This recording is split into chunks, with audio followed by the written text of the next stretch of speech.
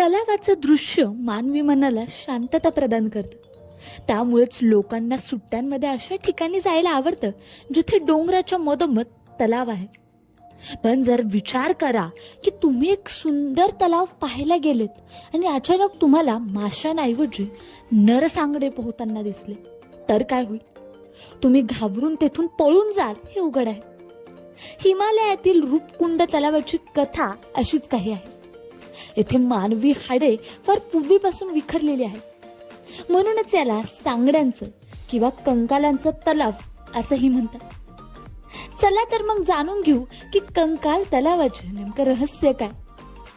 तर रूपकुंड हे भारताच्या उत्तराखंड राज्यात सुमारे 5029 मीटर उंचीवर स्थित एक हिम तलाव आहे. जेव्हा बर्फ वितळतो तेव्हा शेकडो मानवी सांगडे पाण्यात किंवा पृष्ठभागाखाली तरंगताना दिसतात. 1942 मध्ये गेम रिझर्व्ह रेंजरने प्रथम या तलावाचा शोध लावला होता. हे अवशेष या भागात घुसलेल्या जपानी सैनिकाचा असल्याचं प्राथमिक अंदाजा होता. पण नेमकं हे सांगडे कोणाचे हे शोधण्यासाठी इंग्रजांनी लगेच एक टीम पाठवली. तपासाअंती असं आढळून आलं की हे मृतदेह जपानी सैनिकांचे असू शकतात, कारण ते खूप जुने आहेत.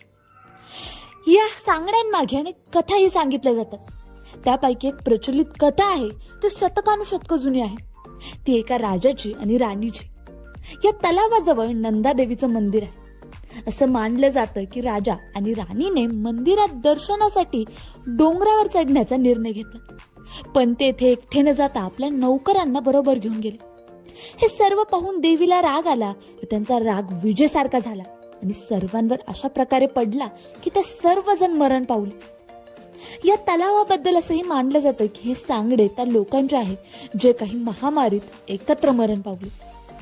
काही लोकांचा तर असा विश्वास आहे की हे सर्व लष्करी जवान आहेत जे बर्फाच्या वादळात अडकले आणि मरण पावले. बर्फाळ पाण्याने त्यांचे शरीर शेकडो वर्ष जतन केले. विशेष म्हणजे हा तलाव वर्षभर गोठलेला असतो. ऋतूनुसार या सरोवराचा आकार कधी घटतो तर कधी वाढतो. तलावावर जमा झालेला बर्फ वितळल्यावर इथे असलेले मानवी सांगडे सहज दिसू लागतात. हे एकदा पाहिल्यानंतर माणसाला धक्काच बसू शकतो. एवढंच नाही तर हा तलाव इतका भीषण आहे की कधी कधी सांगड्यांऐवजी संपूर्ण मानवी अवयव सुद्धा इथे दिसतात. ते बघून खरोखरच जणू ते जपून ठेवल्यासारखं वाटतं. या तलावात आतापर्यंत 600 ते 800 मानवी सांगडे सापडले आहेत. हे रहस्य शोधण्यासाठी राष्ट्रीय आणि आंतरराष्ट्रीय स्तरावर अनेक प्रयत्न झाले. आंतरराष्ट्रीय स्तरावर केलेल्या अभ्यासानुसार हे सांगडे केवळ भारतातीलच नाही तर ग्रीस आणि दक्षिण पूर्व आशियातील लोकांचे आहेत. तसंच हे सांगडे वेगवेगळ्या जातीचे आहे आणि यामध्ये महिला व पुरुष दोघांचाही समावेश आहे.